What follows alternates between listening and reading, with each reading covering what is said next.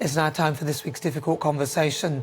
Ella Kissi-Debrah was just 9 years old when she tragically passed away after suffering a severe asthma attack. Now, she was the first person in Britain to have air pollution listed on her death certificate as one of the causes. Now, living conditions affecting children's health is all too pressing, especially given the story of a 2-year-old, Awab Ishaq, who passed away from mould, which was confirmed when that happened. And Ella's mother, Rosamund, has been campaigning for clean air ever since. She set up the Ella Roberta Family Foundation in order to get her message across to the public, as well as aiming to help other children who are affected by asthma. And Rosamund campaigned for a second coroner's inquest into the death of her daughter to find out whether the air pollution played a part. And after several years, a coroner determined in 2020 that it had. Her ardent campaigning has also led to the expansion of low-emission zones in London. That's ULEZ. We've been discussing that earlier. Rosamund has currently set her sights on changing the government's goal of reducing air pollution from 2040 to 2030. Well, I'm pleased to say that Rosamund joins me now live in the studio. She's here. Rosamund. Hello, Nana. Right, so you may have been listening to our debate with bated breath earlier because a lot of people are not happy about the ULEZ extension. What would you say to them? I would say sorry, because whenever you bring in a scheme, even if there wasn't a cost of living crisis, it will always affect someone. The people I am concerned about are the disabled who have been in contact, and some of them have said they can't access the scheme. So that's something that I will be looking at and discussing that with the Mayor of London. I just need to clarify a couple of points. This is about it being... He's filling the gap in his TfL budget. This is Sadiq Khan. This is Sadiq Khan. Yeah. He is not allowed to. It is ring-fenced. And people say, how do you know that? Because I do, because I find out. Because the Mayor of London is one of the parties in my late daughter's inquest. It is the government, the Mayor of London, and our local council where we live. He can use some of the ULEZ money to maybe do buses or anything to do with ULEZ, but he absolutely is not allowed to use it to fill a hole in the budget. I think there's been a bit of a misunderstanding over the whole issue with Grant Shapps. Grant Shapps might have said to him, if you want more money, then you're going to have to extend ULEZ. But I don't think he said to him, you can use the ULEZ money. Did Grant Shapps say that, though? We don't know that, Grant. Well, there was something during the pandemic when the Mayor of London, obviously due to people not travelling on the underground, they were losing money. And I wasn't part of that conversation, but I have triple-checked it, and he's not allowed to use the ULEZ money for that. So I just wanted to let you personally know that. Who are questioning and saying that Sadiq Khan is doing that... No, he's not allowed to. He's not doing that. But didn't you say you were talking to Sadiq Khan earlier today, or was it earlier today? Yesterday as well. I have been in contact. I was listening to David Lammy when he made that announcement. Yes. And my reaction was, I cried. Isn't that interesting? That's how... And by the way, it had the same feeling as when we won the inquest. I was quite surprised because I didn't know how I was going to react. And I think we have been speaking about outer London quite a lot, but I need to bring it to your attention. And thank you for bringing me on here because I get the opportunity. Where we live, the South Circular divides 2 roads. And my road is in the ULEZ zone, the South Circular isn't. And the next road onwards, going into Catford, there is no ULEZ there. You see, that's the thing, that all that this will do is push it again outside to other people who will be on the edge of the ULEZ again.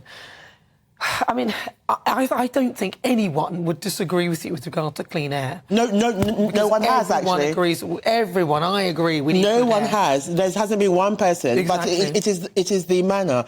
But I always knew, by the way, this was going to be difficult. And because I was the one who had the conversation with Sadiq again. And I don't know whether he would want me to tell you. Tell me. But... he knew it was going to be unpopular, and you're not going to believe this now, he wasn't jumping up and down when I said, this is something you've got to do, because he must have thought what was going to happen now. So all those people who thought, yeah, he's got... And also, he is legally obligated, because in the inquest, which the British public paid for, one of the things that came out of it was he had to, even in court... That's what the recommendation was, that he had to extend it in court. Well, can you tell Sadiq, if you're watching now, Sadiq, why don't you come onto my show and talk to us about this? You know, you want to get your message across and talk about why with so much objection from 5 councils around you that they're not happy with it, why you've pushed ahead with it, then you can come and talk to us about it. But we do understand, and everyone wants clean air. But I think it's the manner with which it's been done and the speed with which it's been done.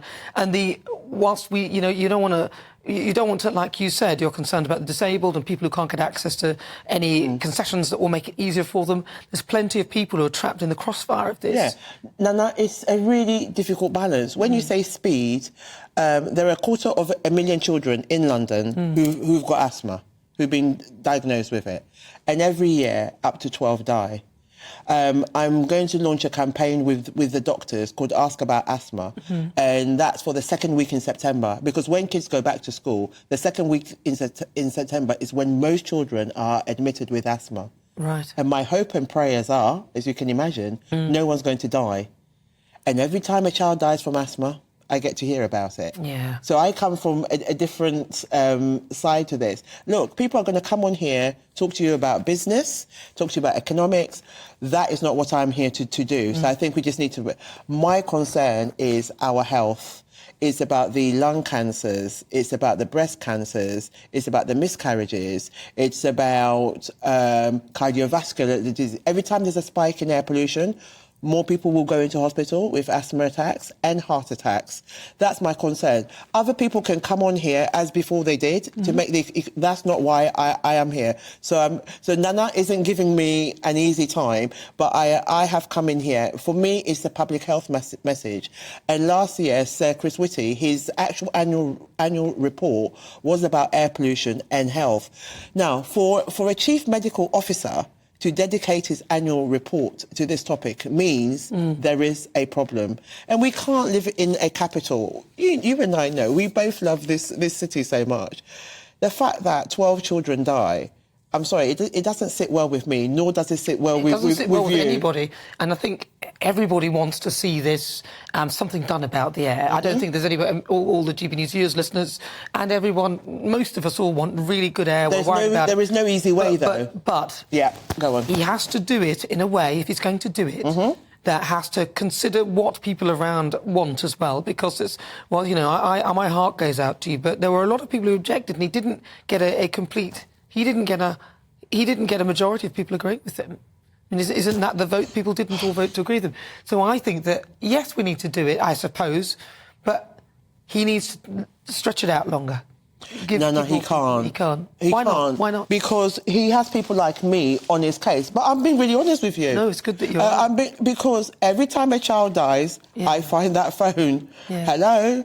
And... I wish there was an easier way. It's to do with emissions, and the emission comes from diesel cars. What I would like to know is, why has Volkswagen not paid any compensation to anybody in this country? Is there proof that they've done something? Yeah, they are in jail. They're in jail for They're this? in jail because they fiddled it. So you're saying that we remember that, actually, when they changed the emissions and made it look like for cars to pass. There you are. It was proven, yes, that's right. And were they meant to be paying compensation? I haven't researched that fully. But no, but they should be. That's what I'm saying to you. I don't disagree with that. I think if people are fiddling something and they get caught by doing that, then any problems that occur as a result, they should absolutely be brought. Perhaps that's something that will be happening, or... We'll see. Are you pushing for that? Are you... No, not right now. My immediate concern was ULEZ, and I have listened to you. I will go back. Like I said, I had already spoken to Sadiq. He has extended it. It's now everyone who gets child benefit. But I saw someone who is disabled, and they said they can't access it. And I need to go make sure that is right before I actually go to him to see whether that is true. And apparently he has extended it now to more charities. Look, ultimately, the government... So here now comes the tricky part. Who is responsible for the air we breathe? The government, mayor's office and the council. Well, and even before that, they made us all buy diesel cars because that was supposed to be the way forward. And it turns out it was the spawn of Satan. It was, but they are all responsible. And one of the issues I have is the government have given money towards the scrappage scheme to cities outside of London. We in London pay more vehicle exercise duty.